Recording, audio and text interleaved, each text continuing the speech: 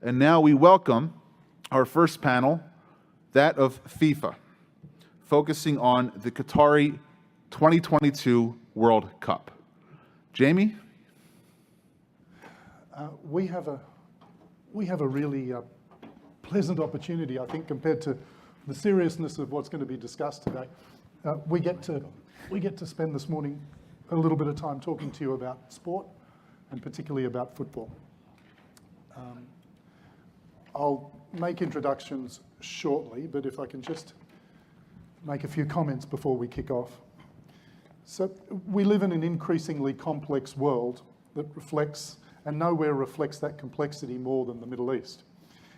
As we know, there's a boycott or a blockade going on at the moment for Qatar from key regional players, and it's affecting day-to-day life and critically the preparations of the 2022 FIFA World Cup. And I say critically because that's what we're here to talk about. Other consequences also include the boycotting of airspace and the need for rerouting of Qatar Airways flights around the boycotting countries. But the focus this morning is on the World Cup.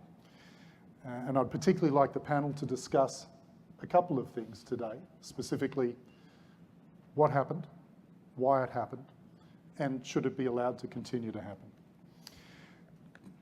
But today we find ourselves at the epicenter of world politics and power. Washington is the place to be.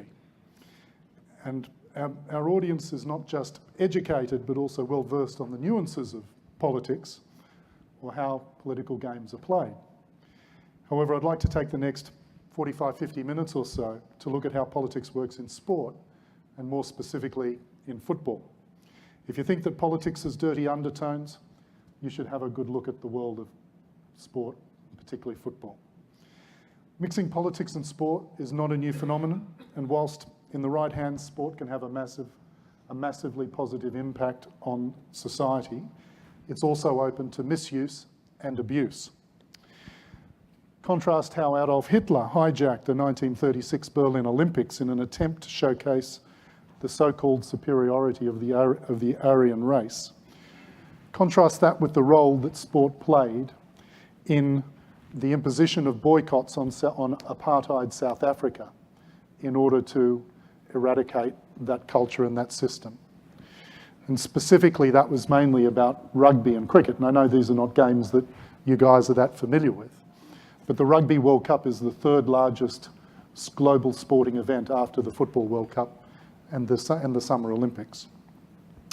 But not only was sport instrumental in bringing down that apartheid system in 1992, it was also critical in bringing the nation together in 1995 when South Africa hosted the Rugby World Cup. And there are iconic images of the great Nelson Mandela wearing the South African Springboks captain Francois Pienaar's jersey. It was a very powerful moment, and it helped bring back and unite a bitterly divided nation. It's powerful stuff. So sport does have the power to play a force for good, and it genuinely can change the world. But to do so, it must be in the right hands. And this emphasises the need for great governance, something that sport frankly has a pretty poor track record in. There is, however, one pretty significant hurdle. And in order to prevent the repeat of abuses like those of Adolf Hitler, sport has endowed itself with the right of autonomy or self-governance. In an attempt to prevent sport from being a tool of the corrupt and abusive through government interference, sport has unwittingly, or perhaps even wittingly and willingly, in granting itself self-governance, it's removed any aspect of accountability and answerability. So whilst autonomy is important, it's not an automatic right, and it's something that needs to be earned. And we've seen over the last 20 years or more that football has well and truly abused that right. International and also some national federations have used the notion of autonomy as an accountability shield, enabling massive misuse and corruption with increasingly large amounts of sums involved.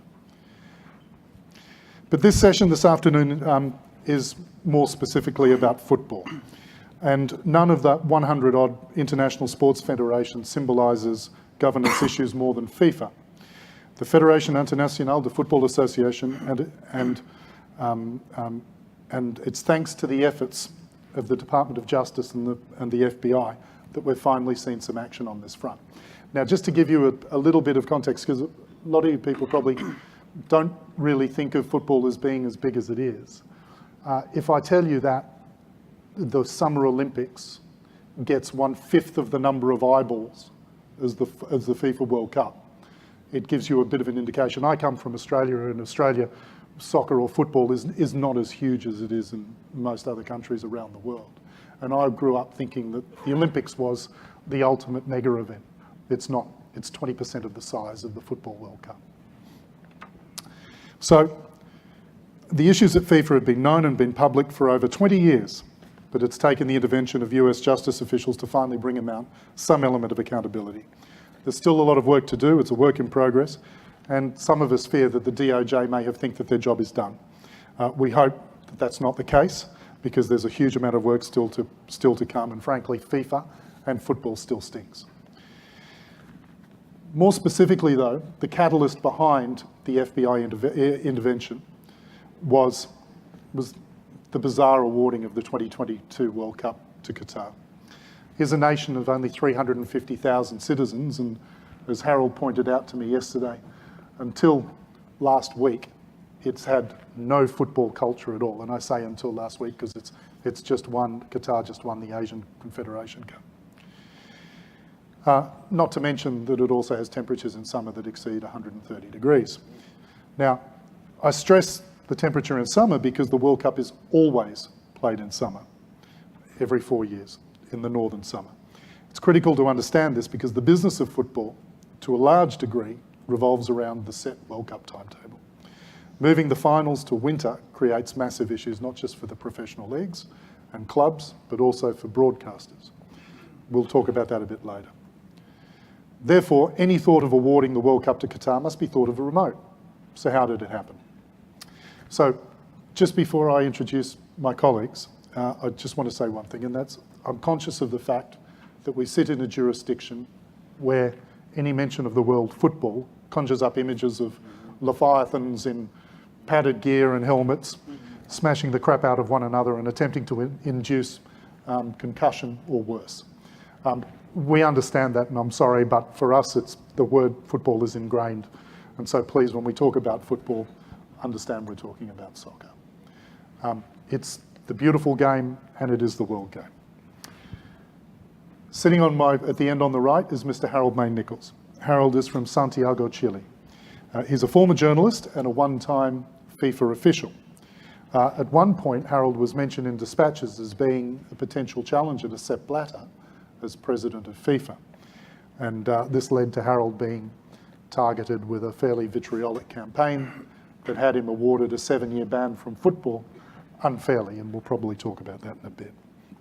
More aptly, though, for this discussion, in 2010, during the bidding process for 2 World Cups, for the 2018 and 2022 World Cups, Harold led the bid evaluation committee. So he's the man who was responsible for looking at all the 9 bids and determining the quality of their bids. So I think he's going to have some very interesting stuff to say. Sitting on my immediate right is Jens Weinreich.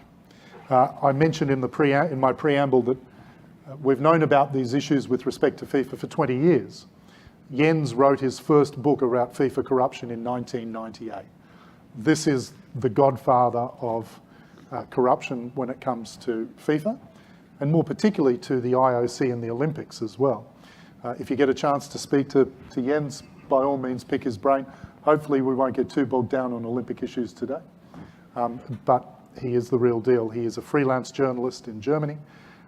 He writes for critical publications such as Der Spiegel and German television. And Jens was instrumental in the revelations of the German corruption to acquire the 2006 World Cup. Jens produced a 26-page article in Der Spiegel, which then broke that story. My name is Jaimie Fuller.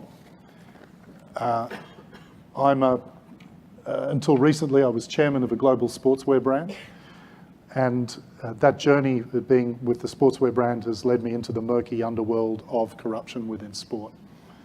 And for us, our brand values were all about fueling the true spirit of competition, And so that's taken us down into areas where sport and society cross over, and particularly where corruption's involved. We'll talk a little more about some of my experiences in Doha, in Qatar. But right now, I think we should probably kick off the conversation. And we'll start with a bit of general overview about the situation in FIFA.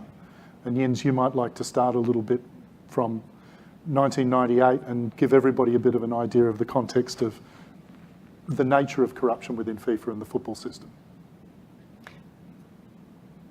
Yeah, most of all, I would say it's simply a question of culture. I mean, that is a family business in FIFA. It has been a family business, and the culture of corruption was established, if one can say a culture was established, in the early 70s when the Brazilian took over the helmet on FIFA as FIFA president, João Havelange.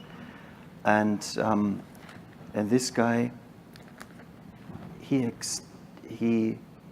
was able to extend his presidency always with the usual promises to the voters. When he took over FIFA, he extended the Football World Cup, the finalist numbers of finalist countries, from 16 to 24, and then almost 20 years later, when he wanted to get a last term in office, it was in '94, in the US, by the way, in the FIFA Congress, he was able to extend the number of finalists from 24 to 32. And this is always the case. It's a part of the business, part of the family business. As Gianni Infantino, now the president of FIFA, he came in office in 2016, and he was able to expand the tournament to 48 teams from starting in 26, the World Cup in the US and in North America, one has to say. And now we have the discussion whether or not the World Cup in Qatar will also be played with 48 teams. So we are talking about the culture of corruption, and you know, surely you know that when the DOJ when the DOJ came in, and when the indictment was published, and when the raid was conducted in Zurich and at the end of May in 2015. Since then, we talk about FIFA and continental organizations as organizations under the RICO Act, Racketeer Influence Corrupt Organizations. So FIFA was happy to escape that danger, to be declared a RICO organization, but the respective continental federations in North America, CONCACAF, and in South America, CONMEBOL, they are more or less RICO organizations. So that is basically the big issue here. And if you follow the recent developments in FIFA under the new president, Gianni Infantino, a Swiss president again, Sepp Blatter was also a Swiss president. He was president from '98 to 2015. So you may ask the questions, has anything changed in FIFA? And one of the answer, and the obvious answer, will probably be no, nothing or not much has changed. So that is more or less the story over decades. And of course, the 2nd of December in 2010 was a core point. So let's talk about that, because that was the catalyst for the Department of Justice intervention and for the FBI investigation, was the awarding of 2 World Cups, the 2018 to Russia and the 22 to Qatar. So there are only 24 voters that appoint the World Cup, correct? At this case, in 2010, FIFA Executive Board had 24 members, but 2 were already suspended for corruption, of course. And they were suspended 2 weeks before the vote, weren't they? Yeah, a few weeks before the vote. Right. One guy from Nigeria and the other guy from the Fiji Islands, right? Yeah, so just a couple of weeks before they take this critical vote, Two of them are suspended in a newspaper sting, attempting to sell their votes for significant sums of money. So the vote came down to 22 people. When you bid for these sorts of mega events, and particularly the World Cup is the jewel in the crown of global sporting events, when you bid for these, it's an enormous process and it costs a huge amount of money. As I said, I come from Australia. We spent $50 million on our attempt to host the World Cup. We got one vote. And to make matters worse, that $50 million was taxpayers' money. It wasn't money from the Australian Football Federation. It was taxpayers' money granted by the government. And even still today, there is no transparency as to how that money was spent. But when you do this, and in that case, it was the first time that FIFA had allocated 2 World Cups at the same time, which opened the doors for massive misuse and abuse. And so there were a total of 9 countries bidding for the 2 World Cups. And as I mentioned, Harold, you led that bid evaluation process. Can you talk us through a little bit about what the criteria was, how the process worked, and what relevance that bid evaluation process had, and what the outcome of the bid evaluation was, and what relevance that had when it came to choosing the host countries? Yeah, well, first, there were 11 countries with 9 bidding processes. There were 2 joint bidding, Belgium, Holland, and Spain with Portugal. At the beginning, it was supposed that all the bidding countries were running for both World Cup, but I would say 1 month and a half before the voting, or 2 months before the voting, they decide that the 2018 World Cup will be in Russia, in Europe, so only the European countries will be bidding for that, and the rest of the world will take the 2022. So that made a big mess, because then you were able to try to find a way to exchange votes or to get some agreements with the voting. And that then began a huge political talking between all these 22 or 24 people that were voting, each one taking their own decision. With all that on hand, we began in July 2010 with a group of 6 people. We began visiting each country, each one of these bidding process. We established that we will try to be the same amount of time in each one of the bidding countries. That was more or less 5 days. And we went to every place, and after it, we produced a report that was sent to each one of these 24 members at that time, plus the FIFA president, plus the FIFA general secretary. And when we were sure they received it, we published it on the web, still on the web. Which were the criteria that we were looking to establish or to say which country will be able or not to run the World Cup? The first one was how much was the population of the country involved on the tournament. They really wanted, or it was just some people that wanted. Then the government. Without the government, it's impossible to run such a huge event. And then we went to the football situation. That's the scale. First the people, then the government, then the football. And with the football, we are looking for, in our days, very basic things, because with 2 or 3 years you can build a stadium, doesn't matter where. With 2 or 3 years you can build hotels, you can build training grounds. It's a matter of money, it's not a matter of time. So when I was on the first inspection bidding group that was for South Africa 2010, it took longer to build a stadium. With the new technologies, every day is easier. And with that, we put we did a ranking first for the 2018, which were the countries that had better chances or better possibilities or were better prepared to run the World Cup, and then for the 2022.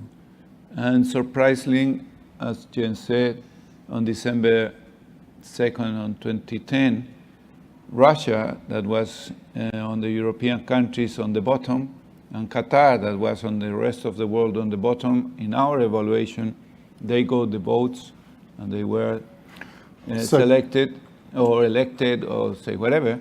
So, and Russia did the World Cup.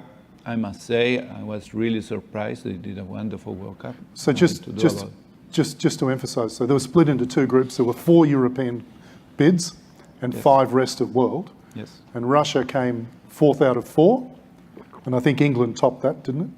Yeah, the ranking. I'm pretty sure England was number 1. England by far, yes. Yep. And then on I the would rest say of world, Spain, Portugal, and then Belgium, Holland, and then Russia. and then in the rest of the world, I think the US was first. Yeah, the US by far too.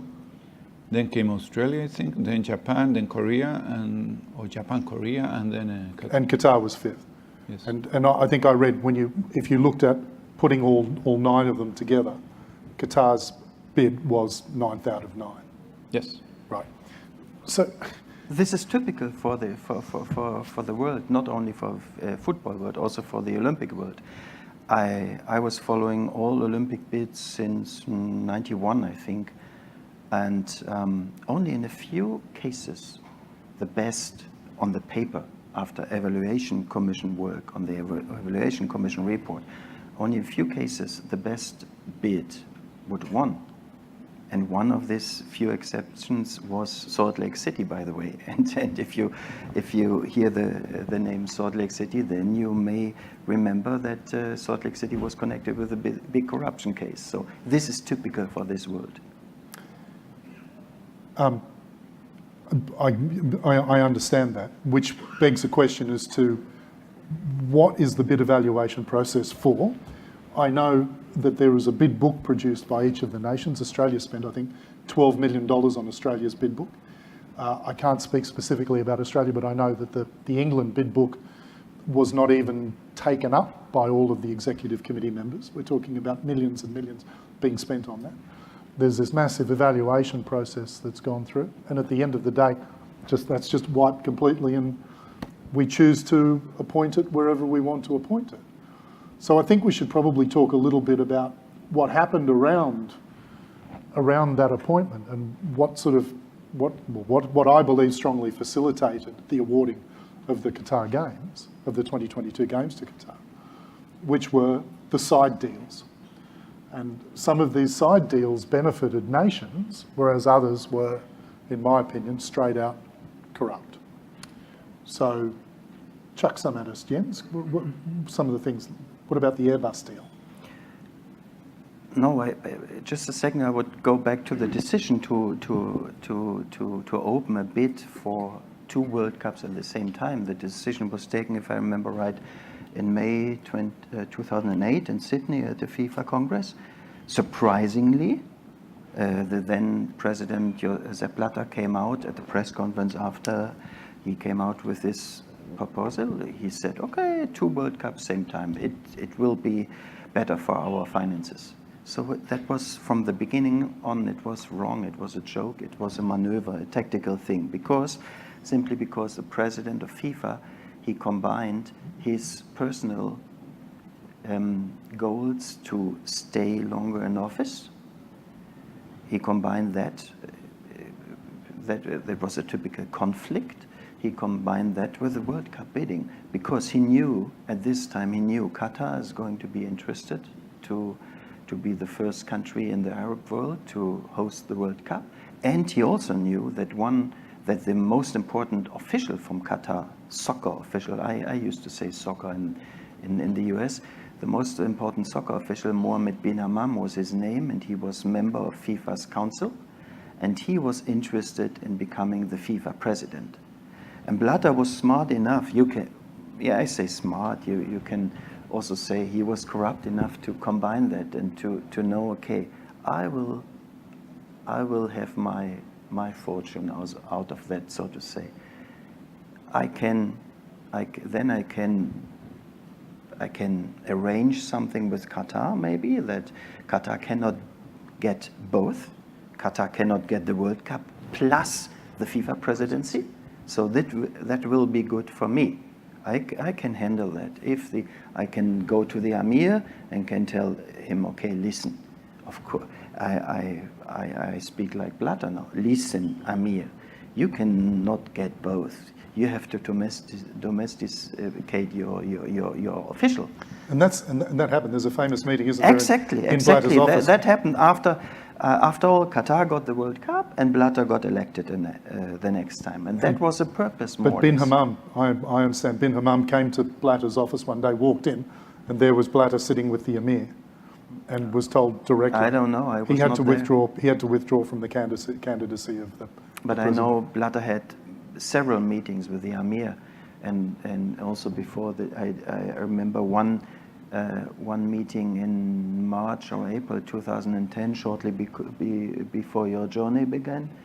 There was a big sport meeting in Dubai, and Blatter, on the way to Dubai, Blatter was in Qatar, and he has talked to the Emir, and he was very, very happy after that meeting. And obviously that was a kind of decisive meeting that he made clear, and he got the promise by the Emir, okay, listen, we will domesticate our official. And Bin Hammam was eventually banned from football for life because he attempted, I think there were $25,000 cash in 40 different envelopes handed out at I think it was a CONCACAF meeting in the Caribbean as cash payments to voters to vote for him for the presidency, correct? Yeah, not only that. I mean, for that reason, he got suspended in 2011. I think it was in May or June 2011, and the incident happened earlier in May 2011. But he also, of course, over years, and this is again what I called the culture of FIFA and culture of sport diplomacy, if you want to say like that. I mean, this voting for money and brown envelopes, this was a culture, of course, over decades. And Bin Hammam did that, and he has paid, as we know, for sure, is well documented and publicated. He has paid dozens, if not hundreds, but of in this case, it officials was done so openly and brazenly. That was the point. It became such a farce within the FIFA family.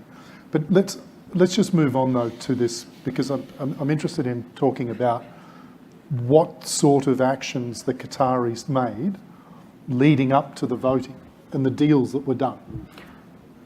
That was as I would say, that was a new scale of, I use the word corruption, and for legal reasons, and I'm a journalist, and I have to be very careful with the corruption word. I mean, for legal reasons, I say, okay, we have many definitions of corruption, and let's say I'm using it in a moral or in a kind of definition.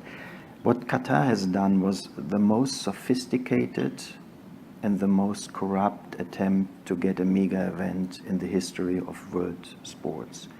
That is the result, so to say, of my observations over years. Never before, and perhaps never after, a country has invested so much money in an attempt to get a mega event.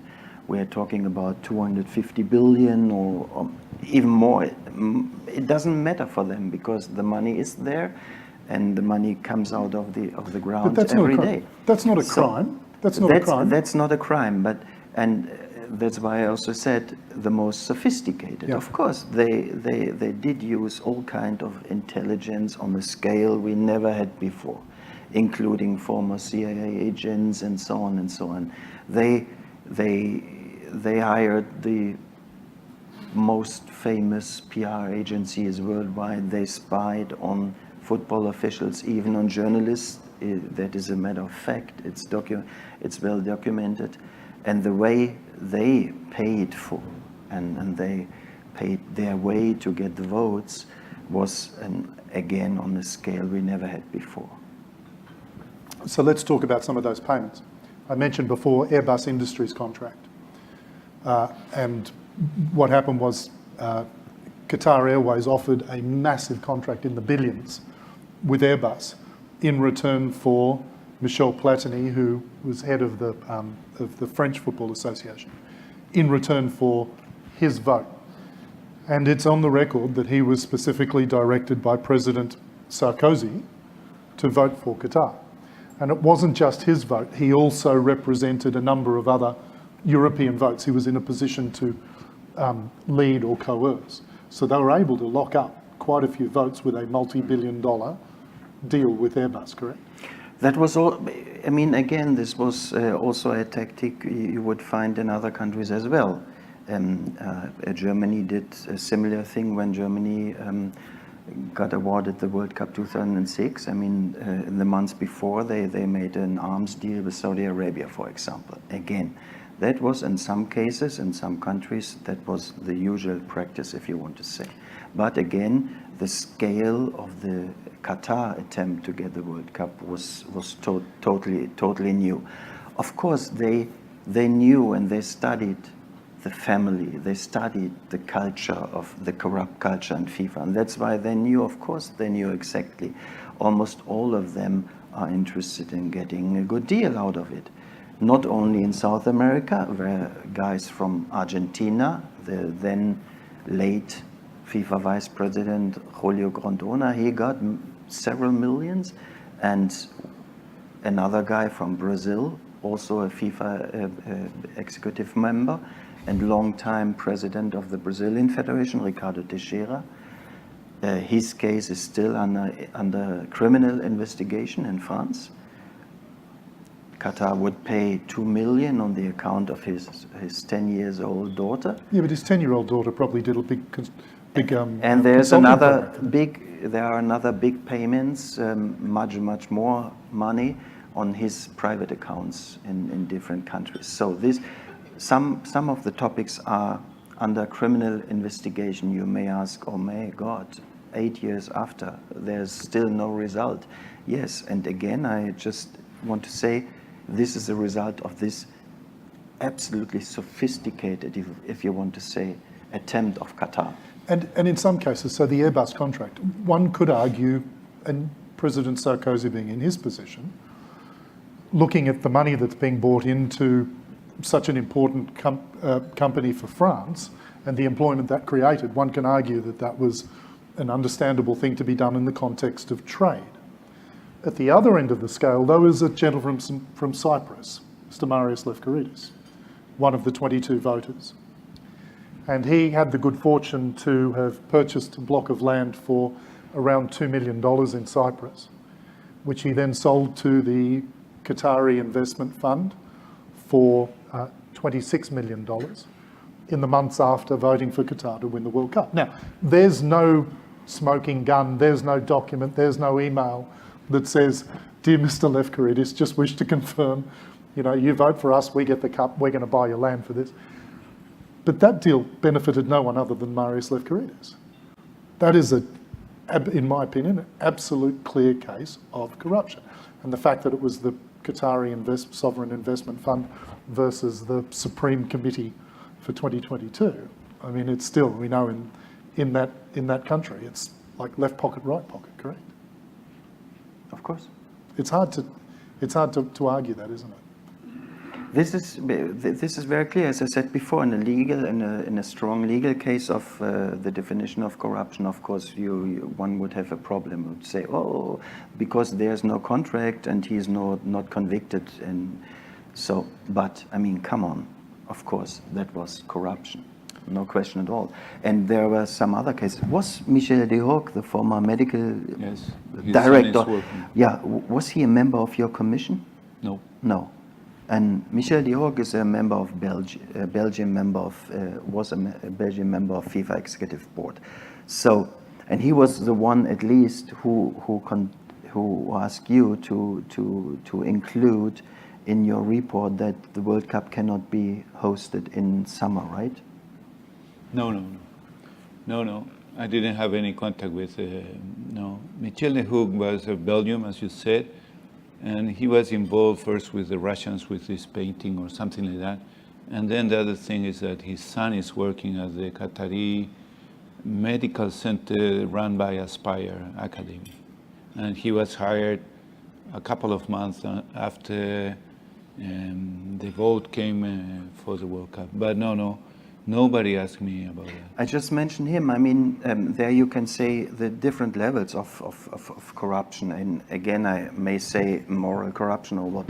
I was sitting in his living room in Belgium, and his wife would present tea and some nice Belgian cookies and so on. And I presented him some of my results of my investigation on how Qatar bought the World Cup.